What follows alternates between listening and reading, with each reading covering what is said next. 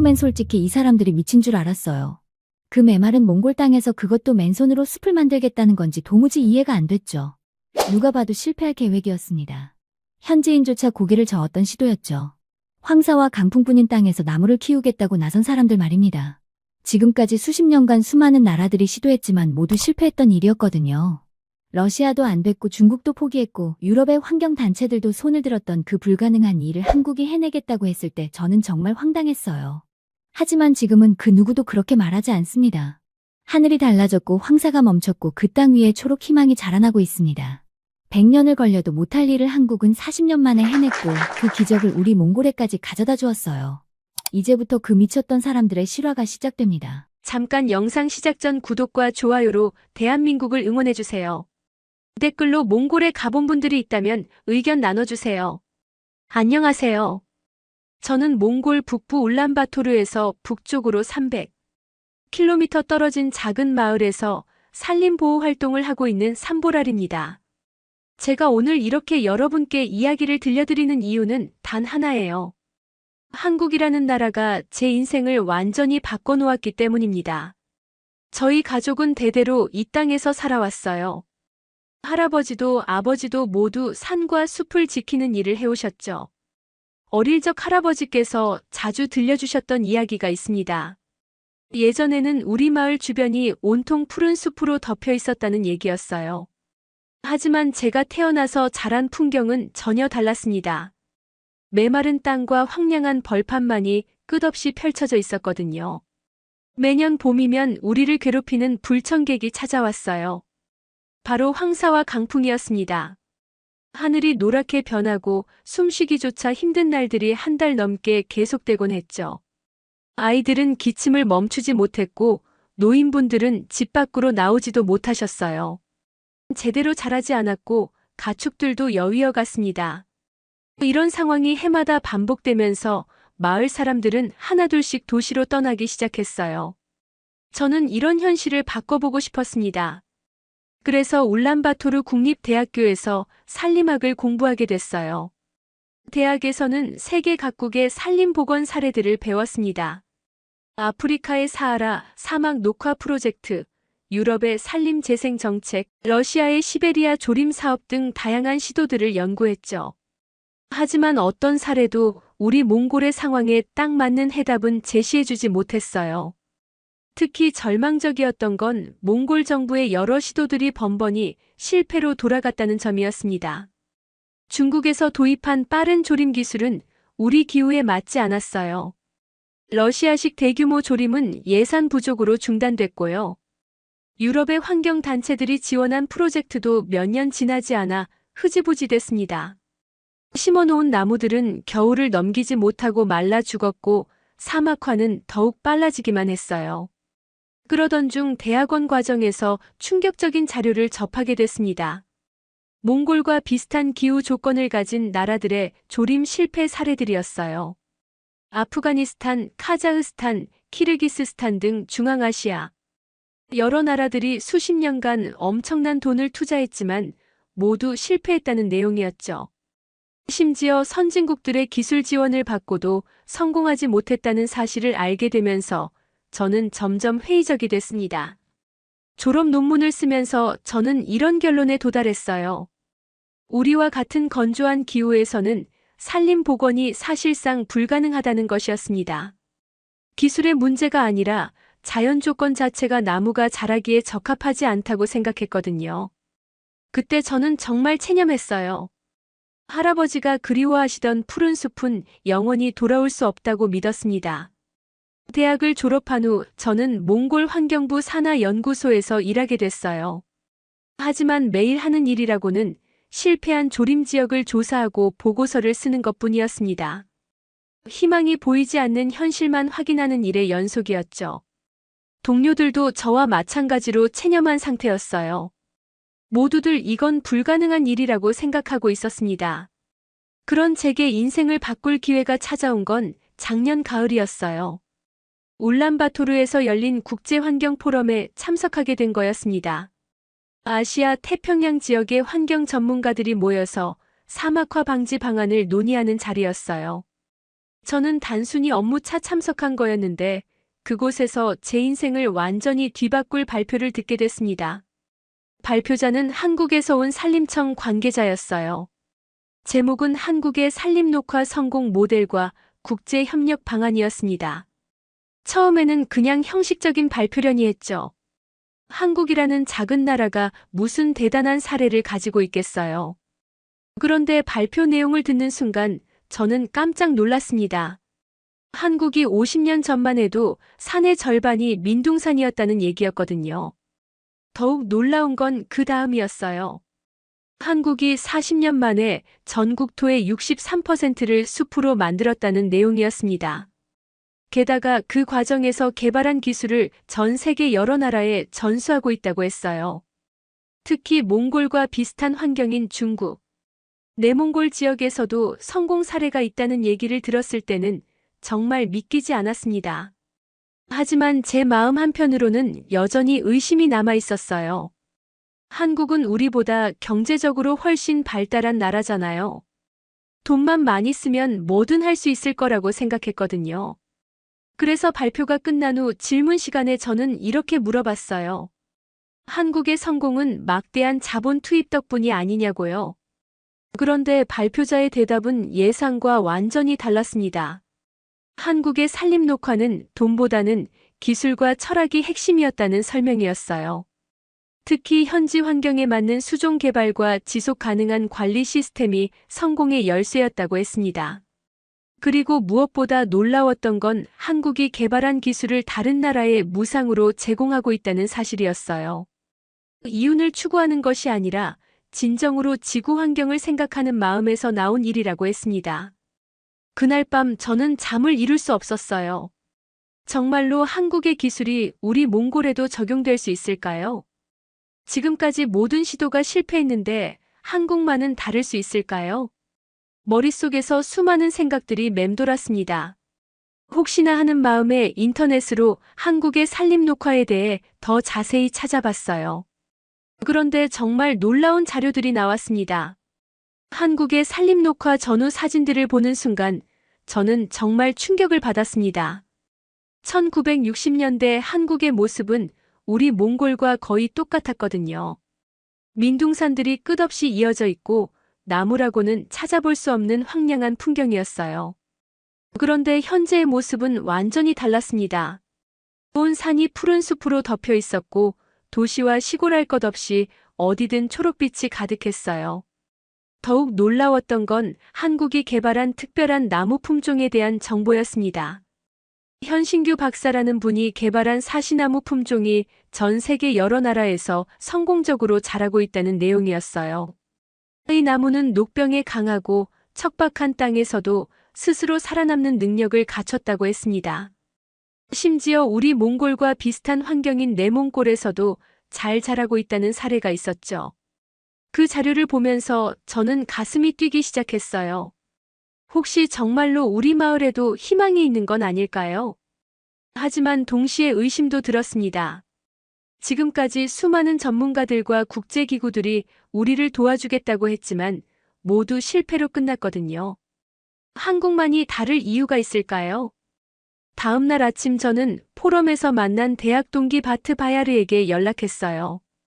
그는 몽골 국립대학에서 저와 함께 산림학을 공부한 친구였는데 졸업 후 해외 연수 프로그램에 참여해서 여러 나라를 다니고 있었습니다. 마침 그가 한국의 연구기관에서 교환 연수를 받고 있다는 소식을 들었거든요. 바트 바야르와의 화상 통화는 제 인생을 바꾸는 결정적인 순간이었습니다. 그는 흥분한 목소리로 이렇게 말했어요. 삼보랄, 너는 한국에 와서 직접 봐야 해. 내가 지금까지 본 건 정말 믿을 수 없는 일들이야.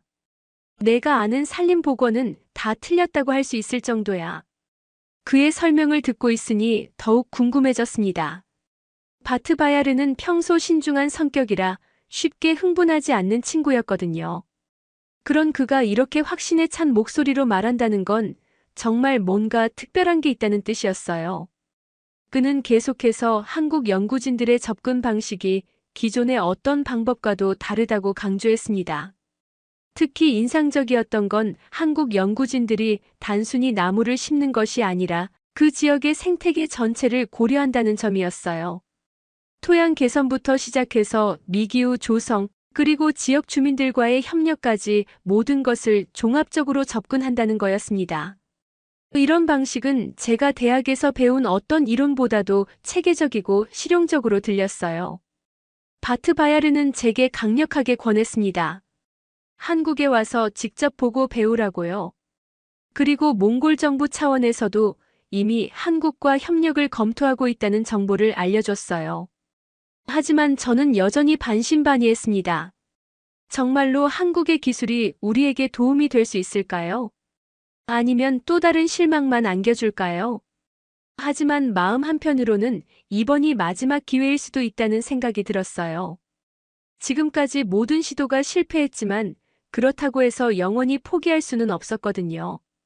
할아버지가 그리워하시던 푸른 숲, 아이들이 마음껏 뛰어놀 수 있는 그늘, 황사와 강풍으로부터 마을을 지켜줄 방패막이를 만들어야 한다는 사명감이 다시 살아났습니다. 며칠 고민한 끝에 저는 결정을 내렸어요. 한국에 가서 직접 확인해 보기로 한 거였습니다. 연구소 소장님께 휴가를 신청했고 개인 비용으로라도 한국을 방문해 보겠다고 말씀드렸죠. 소장님은 처음에는 의아해 하셨지만 제 간절한 마음을 이해해 주시며 허락해 주셨어요.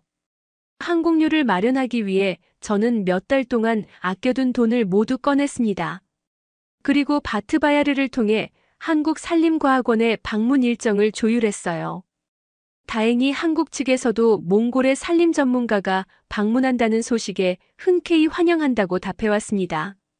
출발 전날 밤 저는 우리 마을을 한 바퀴 돌아봤어요. 메마른 땅과 황량한 벌판을 바라보며 생각했습니다. 과연 이 땅에도 푸른 나무들이 자랄 수 있을까요? 한국에서 보고 배운 것들이 정말로 우리에게 희망을 가져다 줄 수 있을까요? 그때는 알 수 없었지만 이 여행이 제 인생뿐만 아니라 우리 마을 전체의 운명을 바꿀 거라는 걸 나중에야 깨달았습니다. 인천공항에 도착한 순간부터 저는 놀라기 시작했어요. 공항에서 서울로 가는 길목부터 시작해서 도시 외곽 곳곳에 푸른 숲이 펼쳐져 있었거든요. 이건 단순한 조경이 아니었어요. 자연스럽게 형성된 거대한 녹색 벨트가 도시 전체를 감싸고 있는 모습이었습니다. 버스 창문 너머로 보이는 풍경에 저는 입을 다물 수 없었어요. 고속도로 양쪽으로 끝없이 이어지는 숲, 도시와 시골의 경계에서도 계속되는 초록빛, 그리고 무엇보다 그 모든 것이 자연스럽고 건강해 보인다는 점이었습니다. 이게 정말 50년 전에는 민둥산이었다는 게 믿어지지 않았어요. 서울에 도착해서 첫날 밤을 보내며 저는 내일부터 시작될 본격적인 연수에 대한 기대와 불안이 교차했습니다. 과연 한국의 산림 녹화 기술이 정말로 우리 몽골에 적용될 수 있을까요? 아니면 단지 한국만의 특수한 조건에서만 가능한 일일까요? 그 답을 찾기 위한 여정이 이제 막 시작된 거였어요. 하지만 제 속에는 여전히 의심의 마음이 남아 있었습니다. 지금까지 봤던 푸른 풍경들이 단지 도시 지역이라서 가능한 일은 아닐까요? 정말 중요한 건 척박한 산간 지역에서도 이런 성과를 낼 수 있느냐는 것이었거든요. 내일부터 본격적으로 시작될 현장 견학에서 그 답을 찾을 수 있기를 간절히 바라며 잠자리에 들었습니다. 다음 날 아침 일찍 저는 경북 봉화에 있는 국립산림과학원 분원으로 향했습니다. 서울에서 3시간 정도 걸리는 거리였는데 가는 길목마다 보이는 산들이 모두 푸른 숲으로 덮여 있는 것을 보며 계속 감탄했어요. 특히 고속도로에서 벗어나 산간 지역으로 들어갈수록 더욱 울창한 숲이 나타났는데 이건 정말 자연이 만들어낸 작품 같았습니다. 국립산림과학원에 도착해서 처음 만난 분은 김진호 박사님이었어요. 산림보건 분야에서 20년 넘게 연구해 오신 전문가였습니다. 김 박사님은 저를 반갑게 맞아주시며 이렇게 말씀하셨어요. 몽골에서 오셨다니 정말 반갑습니다. 사실 저희도 몽골의 사막화 문제에 대해 많은 관심을 가지고 있었거든요. 연구소 브리핑룸에서 들은 첫 번째 설명은 정말 충격적이었습니다. 김 박사님이 보여준 자료에 따르면 한국은 1945년 해방. 당시 전국토의 단 35%만이 숲으로 덮여 있었다고 했어요. 한국 전쟁 이후에는 더욱 심각해져서 산의 절반 이상이 민둥산 상태였다는 거였습니다. 그런데 현재는 전국토의 63%가 숲이라니 이건 정말 기적 같은 일이었어요. 더욱 놀라운 건 그 변화 과정이었습니다. 한국은 1960년대부터 본격적인 치산 녹화 사업을 시작했는데 처음에는 정말 어려움이 많았다고 했어요. 심어놓은 나무들이 겨울을 넘기지 못하고 죽거나 병충해로 인해 실패하는 경우가 부지기수였다는 거였죠. 하지만 포기하지 않고 계속 연구하고 시도한 결과 독특한 한국형 산림복원 기술을 개발할 수 있었다고 했습니다. 김 박사님의 설명 중에서 가장 인상 깊었던 부분은 현신규 박사의 이야기였어요. 현 박사님은 1950년대부터 사시나무 품종 개발에 매진해서 마침내 혁신적인 품종을 만들어내신 분이라고 했습니다. 그 나무는 기존의 사시나무와는 완전히 다른 특성을 가지고 있었어요. 녹병에 강할 뿐만 아니라 척박한 토양에서도 잘 자라고 건조한 기후에도 적응할 수 있는 능력을 갖추고 있었던 거였죠. 특히 놀라웠던 건 이 품종이 현재 전 세계 여러 나라에서 성공적으로 자라고 있다는 사실이었어요. 뉴질랜드, 칠레, 우간다 등 기후 조건이 서로 다른 나라들에서도 좋은 성과를 보이고 있다고 했습니다. 그리고 무엇보다 중요한 건 몽골과 비슷한 환경인 중국 내몽골 지역에서도 성공 사례가 있다는 점이었어요. 저는 믿기지 않아서 여러 번 확인했습니다. 정말로 이 나무가 몽골 같은 건조한 기후에서도 살 수 있냐고요? 김 박사님은 자신있게 대답하셨어요. 물론입니다. 이미 몽골 정부와도 협의를 진행하고 있고 시범 사업을 통해 효과를 검증할 계획도 있어요. 다만 중요한 건 단순히 나무만 심는 것이 아니라 전체적인 생태계를 고려한 접근이 필요하다는 점이에요. 그 말을 들으니 더욱 궁금해졌습니다. 한국의 산림복원이 다른 나라들의 시도와 어떻게 다른지 구체적으로 알고 싶었거든요. 김 박사님은 친절하게 설명해 주셨어요. 많은 나라들이 산림복원을 할 때 단순히 나무만 심고 끝내는 경우가 많은데 한국은 다르다는 거였습니다. 토양 개선, 수분 공급, 바람막이 조성, 그리고 지속적인 관리까지 모든 것을 종합적으로 고려한다는 점이 핵심이었어요. 특히 인상적이었던 건 한국만의 독특한 철학이었습니다. 나무는 사람처럼 돌봐야 한다는 현신규 박사의 말씀을 인용하며 김 박사님이 설명해 주셨는데 이 말이 정말 가슴에 와닿았어요. 단순히 심고 방치하는 것이 아니라 마치 자식을 키우듯이 세심하게 관리해야 한다는 뜻이었거든요. 오후에는 실제 복원 현장을 견학하게 됐어요. 연구소에서 차로 30분 정도 떨어진 곳에 있는 산림 황폐지 복원 현장이었습니다. 그곳은 1960년대 한국이 처음 시도했던 직접 파종-보호- 관리 방식이 여전히 적용되고 있는 살아있는 교육장이라고 했어요. 가는 길에 김 박사님이 말씀하시길 이곳에서 실제로 삽을 들고 나무를 심어보는 체험도 할 수 있다고 하셨습니다. 현장에 도착했을 때 저는 정말 숨이 막혔어요. 사진으로만 봤던 한국의 산림복원 현장을 직접 눈으로 보니 그 규모와 체계성에 압도됐거든요. 산 전체가 단계적으로 복원되고 있었는데 어떤 구역은 이미 울창한 숲이 되어 있었고 어떤 구역은 아직 어린 나무들이 자라고 있었어요. 그리고 가장 위쪽에는 새로 조성 중인 구역이 있었습니다. 현장 책임자인 이상훈 팀장님이 자세히 설명해 주셨어요. 이곳은 원래 완전한 민둥산이었는데 30년에 걸쳐 단계적으로 복원한 곳이라고 했습니다. 처음에는 정말 아무것도 자라지 않는 메마른 땅이었는데 토양 개선부터 시작해서 차근차근 생태계를 만들어 나간 결과 지금의 모습이 됐다는 거였어요. 가장 놀라웠던 건 복원 과정에서 사용된 기술들이었습니다.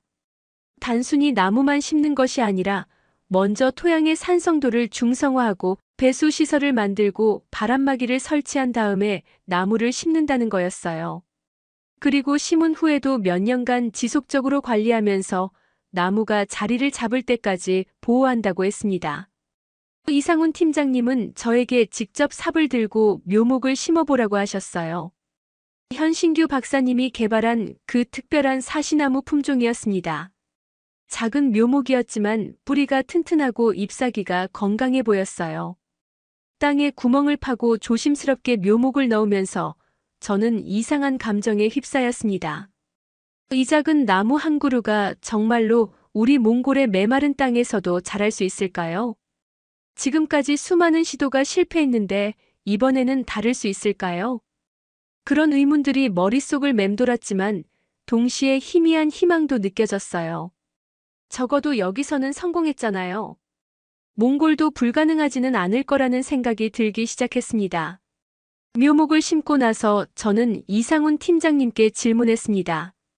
정말로 이 나무가 몽골 같은 극한 환경에서도 살 수 있을까요? 팀장님은 잠시 생각하시더니 솔직하게 대답해 주셨어요. 환경이 워낙 다르기 때문에 바로 적용하기는 어려울 거예요. 하지만 불가능하지는 않습니다. 다만 몽골의 토양과 기후에 맞게 조금씩 적응시켜 나가는 과정이 필요하죠. 그 말을 듣고 저는 조금 실망했어요. 역시 그냥 가져다 심으면 되는 간단한 일이 아니었던 거죠. 하지만 팀장님은 계속해서 희망적인 얘기를 해주셨습니다. 현신규 박사님의 사시나무 품종은 적응력이 매우 뛰어나서 다양한 환경에서 성공 사례를 만들어내고 있다고 했어요. 중요한 건 올바른 방법으로 접근하는 것이라고 강조하셨습니다. 저녁에 숙소로 돌아가서 저는 하루 종일 본 것들을 정리해봤어요. 한국의 산림복원이 성공할 수 있었던 이유가 조금씩 보이기 시작했습니다. 첫째는 과학적인 접근이었어요. 감정이나 추측에 의존하지 않고 철저한 연구와 실험을 통해 최적의 방법을 찾아낸 것이었죠. 둘째는 끈기였습니다. 몇 번의 실패에도 포기하지 않고 계속 시도한 결과 독특한 기술을 개발할 수 있었던 거예요. 다음 날부터는 더욱 본격적인 연수가 시작됐습니다. 김진호 박사님이 한국 산림복원의 역사를 자세히 설명해 주셨는데 그 내용이 정말 흥미로웠어요. 한국도 처음에는 다른 나라의 기술을 그대로 따라했다가 실패를 많이 경험했다고 했습니다. 유럽의 조림 기술, 미국의 산림 관리 방식 등을 시도해봤지만 한국의 환경에는 맞지 않았던 거죠. 그래서 한국 연구진들은 완전히 새로운 접근을 시도했다고 했어요. 한국의 기후와 토양에 맞는 독특한 방법을 개발한 것이었습니다. 특히 현신규 박사님의 연구가 결정적이었다고 했어요. 기존의 사시나무를 개량해서 한국 환경에 최적화된 품종을 만들어낸 것이 모든 것을 바꿨다는 거였습니다. 김 박사님은 저에게 현신규 박사님의 연구 철학에 대해서도 설명해 주셨어요. 나무는 사람처럼 돌봐야 한다는 그 유명한 말씀 말이에요. 단순히 심고 방치하는 것이 아니라 지속적으로 관심을 갖고 보살펴야 한다는 뜻이었습니다. 이런 철학이 한국 산림복원의 핵심이라고 강조하셨어요. 셋째 날에는 실제 연구실을 견학할 기회가 있었습니다. 그곳에서 저는 정말 놀라운 것들을 보게 됐어요. 다양한 환경 조건을 시뮬레이션할 수 있는 실험 시설들이 있었고 전 세계 각지의 토양 샘플들이 보관되어 있었습니다. 그 중에는 몽골에서 가져온 토양 샘플도 있었어요. 연구실 책임자가 설명해 주시길 이미 몇 년 전부터 몽골의 환경 조건을 연구하고 있었다고 했습니다. 몽골 정부의 요청으로 시작된 연구였는데 현신규 박사님의 사시나무 품종이 몽골 환경에서도 적응할 수 있는지 실험하고 있다는 거였어요.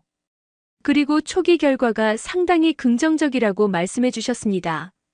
저는 깜짝 놀랐어요. 이미 몽골을 위한 연구가 진행되고 있었다니요. 그동안 저는 한국이 우리를 전혀 모르는 먼 나라라고 생각했는데 실제로는 우리를 위해 구체적으로 연구하고 있었던 거였습니다. 이런 사실을 알고 나니 한국에 대한 제 인식이 완전히 바뀌기 시작했어요. 연구진들이 보여준 실험 결과는 정말 고무적이었습니다. 몽골의 토양 조건을 재현한 환경에서 현신규 박사님의 사시나무가 성공적으로 자라고 있었거든요. 물론 아직 실험실 수준이었지만 적어도 가능성은 충분히 확인된 상태였어요. 연구진들은 곧 몽골에서 직접 시범 재배를 해볼 계획이라고 했습니다. 넷째 날에는 다른 지역의 복원 사례도 견학했어요. 강원도에 있는 산림 황폐지 복원 현장이었는데 그곳은 한국 전쟁 때 완전히 파괴됐던 곳을 복원한 사례였습니다. 현장을 안내해준 박민수 과장님이 설명해 주시길 이곳은 1950년대까지만 해도 나무 한 그루 없는 완전한 민둥산이었다고 했어요. 그런데 지금은 어떤가요? 울창한 숲이 산 전체를 덮고 있었고 다양한 동물들도 서식하고 있었습니다. 특히 놀라웠던 건 생태계가 자연스럽게 복원되고 있다는 점이었어요. 인위적으로 만든 숲이 아니라 자연이 스스로 회복한 건강한 생태계의 모습이었습니다. 박 과장님은 저에게 이렇게 말씀하셨어요. 처음에는 정말 어려웠어요. 몇 번이고 실패했고 많은 사람들이 불가능하다고 했죠. 하지만 포기하지 않고 계속 시도한 결과 지금의 모습이 됐습니다. 가장 중요한 건 올바른 철학과 끈기예요. 그 말을 들으면서 저는 깊은 감동을 받았어요. 한국 사람들이 보여준 건 단순히 기술력이 아니었습니다. 불가능해 보이는 일도 포기하지 않고 계속 노력하면 이룰 수 있다는 정신력이었어요. 그리고 그 정신력이야말로 진짜 배워야 할 것이라는 생각이 들었습니다. 연수 마지막 날, 저는 김진호 박사님께 솔직한 마음을 털어놨어요. 사실 처음에는 반신반의했다고 말이에요. 지금까지 너무 많은 실패를 경험해서 또 다른 실망만 안겨줄까봐 걱정했다고 했습니다. 하지만 이제는 생각이 완전히 바뀌었다고 고백했어요. 김 박사님은 저를 이해한다는 표정으로 고개를 끄덕이셨어요. 그리고 이렇게 말씀하셨습니다. 저희도 처음에는 회의적이었어요. 정말로 이 땅에 숲을 만들 수 있을까 하고 말이에요. 하지만 중요한 건 시작하는 것이었습니다. 한 그루 한 그루 심다 보니 어느새 숲이 됐어요. 그날 밤 저는 바트바야르와 화상 통화를 했어요. 일주일간의 연수 경험을 정리해서 들려줬습니다. 바트바야르도 저와 비슷한 감동을 받았다고 했어요. 그리고 이제 우리가 해야 할 일이 무엇인지 명확해졌다고 말했습니다. 몽골로 돌아가서 이 경험을 바탕으로 구체적인 계획을 세워야 한다는 거였어요. 하지만 동시에 불안한 마음도 들었습니다. 과연 이 좋은 기술과 철학을 몽골에 그대로 적용할 수 있을까요? 환경도 다르고 여건도 다른데 정말로 성공할 수 있을까요? 그런 의문들이 머릿속을 맴돌았지만 적어도 시도해볼 가치는 충분하다는 확신이 들었어요. 한국에서의 연수를 마치고 몽골로 돌아온 저는 완전히 다른 사람이 되어 있었습니다. 공항에서 집으로 가는 길에 보이는 메마른 풍경들이 이전과는 다르게 느껴졌어요. 절망적이고 불가능해 보이던 땅들이 이제는 가능성과 희망으로 가득한 곳으로 보였거든요. 한국에서 본 것들이 계속 머릿속에 맴돌면서 저는 새로운 꿈을 꾸기 시작했습니다. 집에 도착하자마자 저는 가족들에게 한국에서의 경험을 들려줬어요. 아버지는 처음에는 반신반의하는 표정이셨지만 제가 가져온 자료들과 사진들을 보시면서 점점 진지해지셨습니다. 특히 한국의 산림복원 전후 사진을 보실 때는 정말 놀라셨어요. 이게 정말 같은 곳이냐고 몇 번이나 물어보셨거든요. 어머니는 더욱 현실적인 질문을 하셨어요. 그래서 우리 마을에도 정말로 나무를 심을 수 있다는 얘기냐고요. 저는 자신 있게 대답했습니다. 가능하다고요. 다만 올바른 방법으로 접근해야 한다고 말씀드렸어요. 한국 사람들이 보여준 것처럼 과학적이고 체계적으로 접근하면 반드시 성공할 수 있다고 확신한다고 했습니다. 다음 날 저는 바로 연구소에 출근해서 소장님께 보고를 드렸어요. 일주일간의 한국 연수에서 배운 것들을 정리해서 상세한 보고서를 작성했습니다. 특히 현신규 박사님의 사시나무 품종과 한국의 단계적 복원 방식에 대해 자세히 설명했어요. 소장님도 상당히 관심을 보이시며 구체적인 협력 방안을 검토해 보자고 하셨습니다. 하지만 현실은 그리 간단하지 않았어요. 몽골 정부 차원에서 새로운 산림복원 프로젝트를 추진하려면 복잡한 절차를 거쳐야 했거든요. 예산 확보부터 시작해서 관련 부처들의 승인, 그리고 국제협력협정 체결까지 해야 할 일이 산더미 같았습니다. 더욱이 지금까지 여러 번의 실패를 경험한 터라 정부 관계자들도 회의적인 반응을 보였어요. 환경부 담당자와 만났을 때의 일이 기억나네요. 그분은 저에게 이렇게 말했어요. 삼보랄 박사 마음은 이해하지만 현실적으로 생각해 봅시다. 지금까지 얼마나 많은 프로젝트들이 실패했는지 아시잖아요. 국민들의 세금을 또 낭비할 수는 없어요. 저는 포기하지 않았습니다. 한국에서 가져온 구체적인 자료들을 바탕으로 계속 설득했어요. 이번에는 다르다고 한국의 기술은 이미 검증된 것이라고 강조했습니다. 그리고 무엇보다 작은 규모의 시범 사업부터 시작해서 성과를 확인한 후 확대해 나가자고 제안했어요. 몇 달간의 노력 끝에 드디어 기회가 왔습니다. 정부에서 소규모 시범 사업을 허가해 준 거였어요. 우리 마을을 포함해서 3개 지역에서 한국의 기술을 시험 적용해 보기로 결정됐습니다. 예산도 최소한으로 책정됐지만 적어도 시작할 수 있다는 점에서 의미가 있었어요. 한국 측과의 협력도 본격화됐습니다.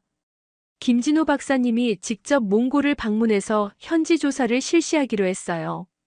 그리고 현신규 박사님의 사시나무 품종을 몽골 환경에 맞게 적응시키는 연구도 시작됐습니다. 몽골 국립대학교와 한국산림과학원 간의 공식적인 협력 협정도 체결됐어요. 김진호 박사님이 몽골에 오신 날은 정말 기억에 남아요. 인천공항에서 울란바토르까지 오시는 동안 비행기에서 내려다본 몽골의 풍경이 어떠셨을까 궁금했거든요. 공항에서 뵈었을 때 김 박사님은 생각보다 밝은 표정이셨어요. 비행기에서 본 몽골의 광활한 대지가 오히려 희망적으로 보였다고 하시더라고요. 우리 마을로 가는 길에 김 박사님은 계속 주변 환경을 관찰하셨어요. 토양 상태, 강수량, 바람의 방향과 세기 등 모든 것을 꼼꼼히 체크하셨습니다. 그리고 중간중간 차를 세우고 직접 흙을 만져보시며 성분을 확인하셨어요. 정말 과학자다운 모습이었습니다. 마을에 도착해서 김 박사님이 하신 첫 번째 일은 마을 어르신들과의 면담이었어요. 이 지역의 기후변화, 과거의 식생 상태, 그리고 지금까지 시도됐던 조림 사업들에 대해 자세히 질문하셨습니다. 특히 할아버지와의 대화는 인상적이었어요.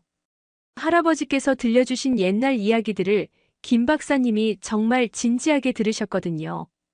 할아버지는 김 박사님께 이렇게 말씀하셨어요. 젊은 시절에는 정말 이 근처에도 나무들이 많이 있었어요. 하지만 점점 사라져서 이제는 이런 모습이 됐죠. 혹시 정말로 다시 예전 같은 숲을 만들 수 있을까요? 김 박사님은 자신있게 대답하셨습니다. 가능합니다. 시간은 좀 걸리겠지만 반드시 해낼 수 있어요. 며칠간의 현지 조사를 마친 김 박사님은 저에게 상당히 긍정적인 평가를 해주셨어요. 몽골의 환경 조건이 생각보다 나쁘지 않다는 거였습니다. 특히 우리 마을 주변의 토양은 적절한 개선 작업을 거치면 충분히 나무가 자랄 수 있는 조건이라고 하셨어요. 가장 중요했던 건 김 박사님이 제시해 주신 구체적인 계획이었습니다. 단계별로 접근해서 첫 번째 연도에는 토양 개선과 방풍림 조성, 두 번째 연도에는 시범적으로 소규모 조림, 세 번째 연도부터는 본격적인 확대 조림을 실시하자는 것이었어요. 무엇보다 현신규 박사님의 특별한 사시나무 품종을 몽골 환경에 맞게 한 번 더 개량해서 적용하겠다고 약속해 주셨습니다. 그 계획을 듣고 저는 정말 가슴이 뛰었어요. 드디어 구체적인 로드맵이 생긴 거였거든요. 지금까지는 막연한 희망만 가지고 있었는데 이제는 단계적으로 실행할 수 있는 명확한 계획이 있었습니다. 김 박사님은 떠나시기 전에 저에게 당부의 말씀을 하셨어요.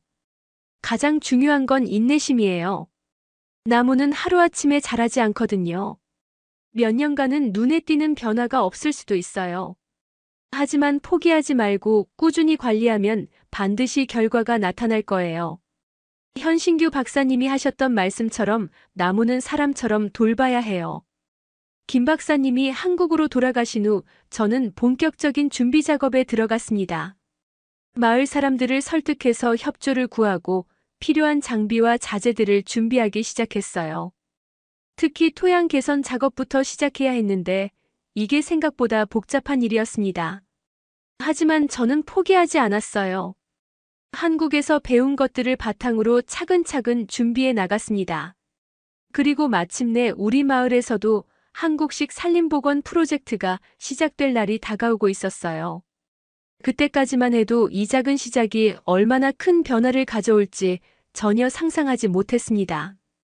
드디어 우리 마을에서 한국식 산림복원 프로젝트가 시작됐습니다. 2017년 봄 한국에서 특별히 개량된 현신규 박사님의 사시나무 묘목. 청구루가 몽골에 도착한 날을 저는 평생 잊을 수 없을 거예요. 그 작은 묘목들을 보는 순간 저는 눈물이 핑 돌았습니다. 드디어 우리에게도 희망이 온 거였어요.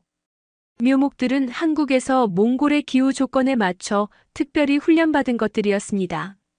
김진호 박사님이 설명해 주시길 일반적인 사시나무보다 추위에 강하고 건조한 환경에도 잘 적응할 수 있도록 개량했다고 하셨어요. 심지어 몽골의 강한 바람에도 견딜 수 있도록 뿌리 체계도 강화했다고 했습니다. 첫 번째 식재 작업은 정말 조심스럽게 진행됐어요. 김 박사님이 직접 몽골에 와서 지도해 주셨거든요. 우선 마을 뒤편 언덕의 작은 구역부터 시작하기로 했습니다. 넓이로는 축구장 절반 정도 되는 크기였어요. 작은 시작이었지만 저에게는 온 세상만큼 중요한 일이었습니다.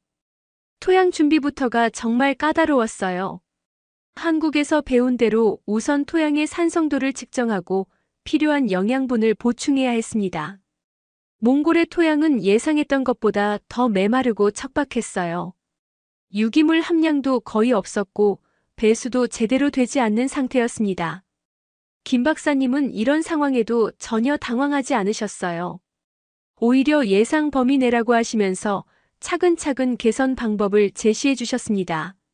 먼저 배수를 위한 작은 도랑을 파고 퇴비를 섞어서 토양을 개량한 다음 바람막이 역할을 할 작은 울타리도 설치했어요. 마을 사람들의 반응은 처음엔 회의적이었습니다. 김 어르신은 저에게 이렇게 말씀하셨어요. 삼보랄, 내 마음은 알겠지만 정말 될까? 지금까지 얼마나 많이 실패했는데. 그래도 내가 하겠다니까 도와주긴 하겠지만 너무 기대는 하지 마라. 하지만 저는 이번에는 다르다는 확신이 있었어요. 한국에서 직접 보고 배운 것들이 있었거든요. 특히 현신규 박사님의 철학인 나무는 사람처럼 돌봐야 한다는 말씀이 계속 머릿속에 맴돌았습니다. 저는 정말로 그 작은 묘목들을 자식처럼 돌보기로 결심했어요. 묘목을 심는 날은 온 마을이 나섰습니다. 비록 회의적이긴 했지만 그래도 마을 사람들이 모두 도와주셨어요. 할아버지, 할머니부터 시작해서 아이들까지 모두 참여했습니다. 그 광경을 보면서 저는 정말 뭉클했어요. 비록 성공 여부는 알 수 없었지만 적어도 우리가 함께 희망을 품고 있다는 것만으로도 의미가 있었거든요. 김진호 박사님이 직접 첫 번째 묘목을 심으시면서 말씀하셨어요. 이 작은 나무 한 그루가 몽골의 미래를 바꿀 수 있습니다. 중요한 건 포기하지 않고 끝까지 보살피는 것이에요. 그 말씀을 들으면서 저는 이 프로젝트에 대한 책임감을 더욱 크게 느꼈습니다. 묘목들을 다 심고 나서 가장 중요한 일이 시작됐어요. 바로 지속적인 관리였습니다. 김 박사님이 한국으로 돌아가시기 전에 저에게 상세한 관리 지침을 주셨어요. 물주기 방법, 잡초 제거, 병충해 예방 그리고 혹한기 보온 방법까지 모든 것이 포함된 매뉴얼이었습니다. 특히 몽골의 극한 추위를 견디게 하는 방법이 중요했어요. 겨울철에는 영하 40도까지 내려가는데 아무리 개량된 품종이라고 해도 적절한 보호 없이는 살아남기 어려웠거든요. 김 박사님은 지프로 둘러싸는 방법과 작은 방풍막을 설치하는 방법을 알려주셨습니다. 첫 해 겨울은 정말 불안했어요. 매일 아침 일어나자마자 묘목들을 확인하러 갔습니다. 혹시 얼어 죽은 건 없나? 바람에 부러진 건 없나 하루하루가 조마조마했어요. 특히 영하 30도를 넘나드는 혹한이 계속되던 12월과 1월에는 정말 잠을 이룰 수가 없었습니다. 하지만 놀라운 일이 일어났어요. 봄이 와서 보니 1000그루 중에서 970그루가 살아남아 있었던 거예요. 생존율이 97%였습니다. 이건 정말 기적 같은 일이었어요. 김진호 박사님께 결과를 보고했을 때 그분도 깜짝 놀라셨습니다. 몽골 같은 극한 환경에서 이 정도 생존율은 예상하지 못했다고 하시더라고요. 더욱 놀라운 건 그 다음이었어요. 봄이 깊어지면서 살아남은 묘목들에서 새싹이 돋기 시작한 거였습니다. 처음에는 작은 점 같았던 새싹들이 점점 커지면서 작은 잎사귀들이 나타났어요. 그 모습을 본 순간 저는 정말 울컥했습니다. 드디어 우리 땅에서도 나무가 자라고 있었던 거예요. 마을 사람들의 반응도 달라지기 시작했어요. 처음에 회의적이었던 김어르신도 매일 묘목들을 보러 오셨습니다. 그리고 어느 날 저에게 이렇게 말씀하셨어요. 삼보랄, 정말 신기하다. 이 메마른 땅에서 나무가 자라다니. 혹시 정말로 예전 같은 숲을 다시 볼 수 있는 건 아닐까? 여름이 되면서 묘목들은 더욱 빨리 자라기 시작했어요. 키도 눈에 띄게 커졌고 잎사귀도 더 푸르고 두꺼워졌습니다. 무엇보다 놀라웠던 건 뿌리가 정말 깊고 튼튼하게 자라고 있다는 점이었어요. 김 박사님이 말씀하신 대로 현신규 박사님의 품종은 정말 특별했습니다. 그해 가을 저는 한국산림과학원에 중간 보고서를 보냈어요. 첫 해 결과가 기대 이상으로 좋다는 내용이었습니다. 그러자 한국에서 정말 놀라운 제안이 왔어요. 몽골-한국 공동 산림복원 프로젝트를 공식적으로 확대하자는 것이었습니다. 김진호 박사님이 다시 몽골을 방문하셨을 때 저에게 이렇게 말씀하셨어요. 삼보랄 박사님, 정말 놀라운 성과예요. 이 정도면 본격적인 확대가 가능할 것 같아요. 내년에는 10배 규모로 늘려볼까요? 그 말을 듣는 순간 저는 가슴이 터질 것 같았어요. 하지만 한편으론 두려움도 있었습니다. 정말로 더 큰 규모에서도 성공할 수 있을까요? 첫 해의 성공이 단순히 운이 좋았던 것은 아닐까요? 그런 의구심들이 머릿속을 맴돌았지만 저는 포기할 수 없었어요. 이미 시작된 희망을 멈출 수는 없었거든요. 그해 겨울 저는 그 작은 숲을 바라보며 눈물을 흘렸습니다. 비록 축구장 절반 크기의 작은 공간이었지만 그곳에는 정말로 나무들이 자라고 있었어요. 메마른 우리 땅에 생명이 돌아온 거였습니다. 그리고 이건 시작에 불과했어요. 더 큰 꿈을 향한 첫걸음이었던 거죠. 2018년 봄 정말 놀라운 일이 벌어졌습니다. 작년에 심었던 묘목들에서 처음으로 꽃눈이 터진 거예요. 작고 하얀 꽃들이 나무가지마다 피어나는 모습을 본 순간 저는 정말 믿을 수 없었어요. 우리 마을에 꽃이 핀다니요. 할아버지께서 그리워하시던 그 모습이 드디어 현실이 된 거였습니다. 마을 사람들도 모두 달려와서 그 광경을 구경했어요. 할머니들은 꽃을 만져보시며 눈물을 흘리셨고 아이들은 신기해하며 꽃냄새를 맡아봤습니다. 특히 김어르신은 저에게 이렇게 말씀하셨어요. 삼보랄, 내가 정말 기적을 만들어냈구나. 이 늙은이가 죽기 전에 이런 걸 다시 볼 수 있을 줄이야. 그 성공을 바탕으로 몽골 정부에서 정식으로 확대 사업을 승인해 주었습니다. 한국산림청과 몽골 환경부 간의 공식적인 업무 협약이 체결됐고 저는 몽골-한국 공동 녹화 사업단의 책임자로 임명됐어요. 정말 꿈만 같은 일이었습니다. 몇 년 전만 해도 절망에 빠져 있던 제가 이제는 국가적 사업을 책임지게 된 거였거든요. 사업 규모도 엄청나게 커졌어요. 첫 해 1000그루에서 시작했던 것이 이제는 10만 그루로 확대됐습니다. 우리 마을뿐만 아니라 몽골 북부의 사막화가 심각한 지역 10곳에서 동시에 진행하기로 했어요. 한국에서도 전문가 팀을 정기적으로 파견해주기로 약속했습니다. 가장 놀라웠던 건 현신규 박사님께서 직접 몽골을 방문해 주신 일이었어요. 이미 90이 넘으신 고령이셨는데도 불구하고 몽골의 산림복원 현장을 직접 보고 싶다고 하셨던 거예요. 그분을 공항에서 뵀을 때 저는 정말 감격했습니다. 제 인생을 바꿔준 기술의 아버지를 직접 만나게 된 거였거든요. 현신규 박사님은 우리 마을의 작은 숲을 보시고는 활짝 웃으셨어요. 그리고 저에게 이렇게 말씀하셨습니다. 젊은이 잘했어요. 나무가 정말 건강하게 자라고 있네요. 이 정도면 몽골에도 충분히 적응했다고 봐도 될 것 같아요. 그 말씀을 들을 때 저는 가슴이 벅차올랐어요. 박사님은 며칠 동안 우리와 함께 지내시면서 몽골의 환경에 대해 더 자세히 연구하셨어요. 그리고 몽골 환경에 더욱 최적화된 새로운 품종을 개발하겠다고 약속해 주셨습니다. 추위와 건조함에 더욱 강하고 몽골의 강한 바람에도 잘 견딜 수 있는 특별한 품종을 만들어 주시겠다는 거였어요. 확대 사업이 본격화되면서 정말 바쁜 나날들이 시작됐습니다. 10개 지역을 돌아다니며 현장을 지도하고 한국 전문가들과 협력해서 최적의 식재 방법을 연구하고 지역 주민들을 교육하는 일까지 해야 했거든요. 하지만 힘들다기보다는 즐거웠어요. 매일매일 희망이 자라고 있다는 것을 실감할 수 있었거든요. 특히 기억에 남는 건 다른 지역에서의 첫 번째 식재 작업이었어요. 우리 마을에서 동쪽으로 200km 떨어진 곳이었는데 그곳은 사막화가 정말 심각한 지역이었습니다. 모래바람이 너무 심해서 사람들이 거의 포기한 상태였어요. 그런데 놀라운 일이 일어났어요. 우리가 개발한 방법으로 식재를 한 결과 그곳에서도 나무들이 잘 자라기 시작한 거였습니다. 현신규 박사님의 사시나무는 정말 어떤 환경에서도 적응할 수 있는 놀라운 생명력을 가지고 있었어요.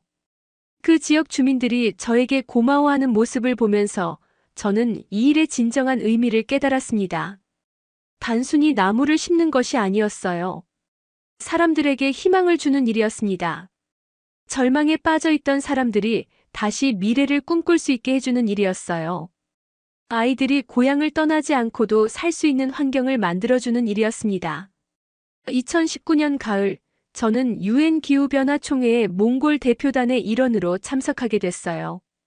그곳에서 한국-몽골 공동 산림복원 프로젝트의 성과를 발표할 기회를 얻었습니다. 전 세계 환경 전문가들 앞에서 우리의 경험을 나누는 일이었어요. 발표 당일 저는 정말 떨렸어요. 세계 각국의 전문가들이 모인 자리에서 우리의 이야기를 제대로 전달할 수 있을까 걱정됐거든요. 하지만 발표를 시작하고 나서는 자신감이 생겼어요. 우리가 이룬 성과가 정말 자랑스러웠거든요. 저는 이렇게 말했습니다. 우리 몽골은 100년을 걸려도 해결하지 못했던 사막화 문제를 한국의 도움으로 40년 만에 해결의 실마리를 찾았습니다. 그 비결은 나무가 아니라 사람에 있었어요. 포기하지 않는 정신과 과학적인 접근, 그리고 진정한 협력이 만들어낸 기적입니다. 청중들의 반응은 정말 뜨거웠어요. 발표가 끝나자 기립박수가 터져나왔습니다. 특히 아프리카와 중동 지역에서 온 전문가들이 많은 관심을 보였어요. 자신들의 나라에도 이런 기술을 적용할 수 있는지 문의해 왔거든요. 그 자리에서 정말 감동적인 일이 있었어요. 한국 대표단장이 저에게 다가와서 이렇게 말씀하신 거예요. 몽골의 성공이 바로 한국의 자랑입니다. 현신규 박사님께서 만드신 기술이 이렇게 멀리까지 와서 꽃을 피우다니 정말 감격스럽습니다. 앞으로도 계속 협력해 나갑시다. 총회가 끝나고 여러 나라에서 협력 요청이 들어왔어요. 카자흐스탄, 키르기스스탄, 심지어 아프리카의 몇몇 나라에서도 몽골-한국 모델을 자신들의 나라에 적용하고 싶다고 했습니다. 저는 정말 뿌듯했어요. 우리가 시작한 작은 희망이 이제 전 세계로 퍼져나가고 있었거든요. 하지만 가장 의미 있었던 건 몽골로 돌아와서 본 변화였어요. 이제 우리 마을 주변에는 정말로 작은 숲이 형성되기 시작했습니다. 축구장 크기였던 첫 번째 구역은 이제 울창한 숲이 되었고 그 주변으로 새로운 구역들이 계속 확장되고 있었어요. 아이들이 그늘 아래서 도시락을 먹는 모습, 노인분들이 나무 그늘에서 휴식을 취하는 모습을 보면서 저는 정말 벅찬 감정을 느꼈어요. 할아버지께서 그리워하시던 그 풍경이 서서히 현실이 되어가고 있었던 거예요. 더욱 놀라운 건 생태계의 변화였습니다. 나무가 자라면서 새들이 찾아오기 시작했어요. 그리고 작은 동물들도 서식하기 시작했습니다. 황사도 예전보다 훨씬 약해졌고 마을의 공기도 더 맑아졌어요. 정말로 환경이 바뀌고 있었던 거였습니다. 그해 겨울 저는 우리가 만든 숲을 바라보며 깊은 감동을 느꼈어요. 몇 년 전만 해도 불가능해 보였던 일들이 하나씩 현실이 되고 있었습니다. 그리고 이 모든 것이 한국의 도움 없이는 불가능했을 거라는 생각이 들었어요. 이제 제 고향 마을은 완전히 달라졌습니다. 몇 년 전만 해도 메마른 벌판이었던 곳이 이제는 작은 한국의 숲이라고 불리고 있어요. 마을 사람들이 직접 붙인 이름입니다. 한국에서 온 나무들이 만든 숲이니까 한국의 숲이라고 부르자고 하셨거든요. 그 이름을 들을 때마다 저는 가슴이 뭉클해집니다. 아이들의 변화가 가장 인상적이에요. 예전에는 황사 때문에 집 밖으로 나오지도 못했던 아이들이 이제는 나무 그늘 아래서 마음껏 뛰어놀고 있습니다. 어제도 7살짜리 어린이가 저에게 물어봤어요. 아저씨, 이 나무는 왜 이렇게 튼튼해요? 다른 나무들은 다 죽었는데 이 나무들만 살아있어요. 저는 그 아이에게 이렇게 대답했습니다. 이건 한국에서 온 희망이란다. 한국의 할아버지가 우리를 위해서 특별히 만들어주신 나무야. 그래서 우리 몽골의 추위와 바람도 잘 견딜 수 있는 거지. 아이는 신기하다는 표정으로 나무를 만져보더니 고맙다고 인사했어요. 마을 어르신들의 반응도 정말 놀라워요.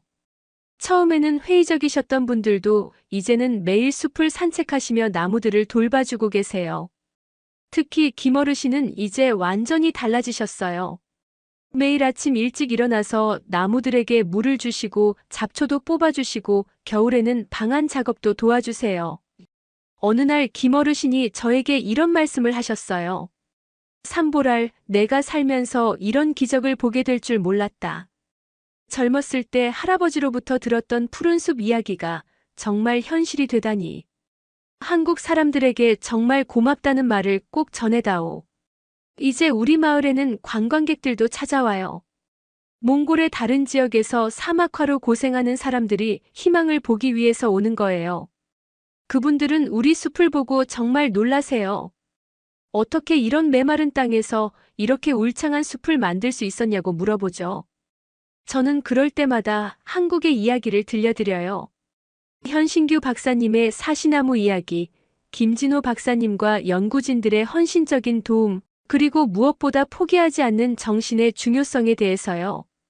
그러면 모든 분들이 감동하시며 자신들의 지역에서도 시도해보고 싶다고 하세요. 몽골 정부에서도 우리 프로젝트를 모범 사례로 인정해 주었습니다. 환경부 장관이 직접 우리 마을을 방문하셔서 격려해 주셨고 이 모델을 몽골 전역으로 확산시키겠다고 약속해 주셨어요. 이제 몽골 마이너스 한국 공동 산림보건 프로젝트는 국가적 사업이 되었습니다. 한국과의 협력도 더욱 깊어지고 있어요. 매년 몽골의 젊은 연구자들이 한국으로 연수를 가고 한국의 전문가들도 정기적으로 몽골을 방문해 주세요. 특히 현신규 박사님께서 개발해 주신 몽골 특화 품종은 이제 몽골 전역에서 사용되고 있습니다. 가장 기쁜 소식은 다른 나라들에서의 성공 사례예요. 우리 몽골 마이너스 한국 모델을 적용한 카자흐스탄과 키르기스스탄에서도 좋은 결과가 나오고 있다고 해요. 심지어 아프리카의 몇몇 나라에서도 한국의 기술을 도입해서 사막화 방지에 성공하고 있다고 합니다. 작년에는 정말 영광스러운 일이 있었어요. 유엔 환경계획에서 주최하는 국제환경어워드에서 몽골 마이너스 한국 공동 산림보건 프로젝트가 최우수상을 받은 거예요. 시상식에 참석해서 상을 받을 때 저는 정말 자랑스러웠습니다. 이 상은 저 혼자만의 것이 아니라 한국과 몽골이 함께 만들어낸 성과라고 생각했거든요. 시상식에서 저는 이렇게 말했습니다. 이 상은 한 나라의 성과가 아닙니다. 국경을 넘나드는 진정한 협력이 만들어낸 결과예요. 한국은 기술을 제공해 주었고 몽골은 실천 의지를 보여주었습니다. 그리고 무엇보다 포기하지 않는 정신이 모든 것을 가능하게 했어요. 개인적으로도 많은 변화가 있었어요. 이제 저는 몽골에서 가장 유명한 환경 전문가 중 한 명이 되었습니다. 여러 대학에서 강의 요청이 들어오고 국제학회에서도 발표 기회를 많이 주세요. 하지만 무엇보다 뿌듯한 건 제가 하는 일이 정말로 많은 사람들에게 도움이 되고 있다는 점이에요. 얼마 전에는 한국을 다시 방문할 기회가 있었어요. 김진호 박사님과 연구진들을 만나서 그동안의 성과를 공유하고 앞으로의 계획에 대해서도 논의했습니다. 그분들도 몽골에서의 성공을 정말 기뻐해 주셨어요. 특히 감동적이었던 건 현신규 박사님과의 만남이었어요. 이제 95세가 되신 그분께서 여전히 정정하신 모습으로 저를 맞아주셨습니다. 그리고 이렇게 말씀하셨어요. 젊은이, 내가 만든 나무가 몽골에서 이렇게 잘 자라고 있다니 정말 기쁘네요. 나무는 국경이 없어요. 어디서든 사람들에게 희망을 줄 수 있다면 그것으로 충분해요. 그날 저는 현신규 박사님께 몽골에서 가져온 특별한 선물을 드렸어요. 바로 몽골에서 자란 사시나무 열매였습니다. 박사님께서 개발하신 품종이 몽골 땅에서 열매를 맺은 거였거든요. 박사님은 그 열매를 보시고 정말 기뻐하셨어요. 이제 저는 새로운 꿈을 꾸고 있어요. 몽골 전역을 푸른 숲으로 만드는 거예요. 불가능해 보이지만 저는 할 수 있다고 믿어요. 한국이 40년 만에 민둥산을 푸른 숲으로 바꾼 것처럼 우리도 할 수 있을 거라고 확신합니다. 무엇보다 저는 한국에 정말 감사해요. 한국은 제게 단순히 산림녹화 기술을 알려준 나라가 아닙니다. 포기하지 않는 법을 가르쳐준 스승이에요. 불가능을 가능으로 만드는 희망을 보여준 나라입니다. 저는 이제 누구보다 한국을 사랑하는 몽골인이 되었어요. 지금도 제 고향 마을의 한국의 숲에서는 새로운 생명들이 자라고 있어요. 나무들이 더 크고 튼튼해지고 새들이 더 많이 찾아오고 아이들의 웃음소리가 더 크게 울려 퍼지고 있습니다. 이 모든 것이 한국 덕분이에요. 여러분께 이 이야기를 들려드린 이유는 단 하나입니다. 지금 우리가 너무 당연하게 여기는 초록 풍경이 사실 수많은 이들의 피땀으로 만들어진 기적이라는 걸 알려드리고 싶었어요. 그리고 그 기적이 국경을 넘어서 다른 나라 사람들에게도 희망을 주고 있다는 사실을 전하고 싶었습니다. 한 그루의 나무가 한 사람의 인생을 바꿀 수 있어요. 그리고 그 나무에는 한국의 마음이 담겨 있습니다. 이 이야기가 여러분의 마음에도 한 그루 나무처럼 뿌리내리길 바랍니다. 감사합니다.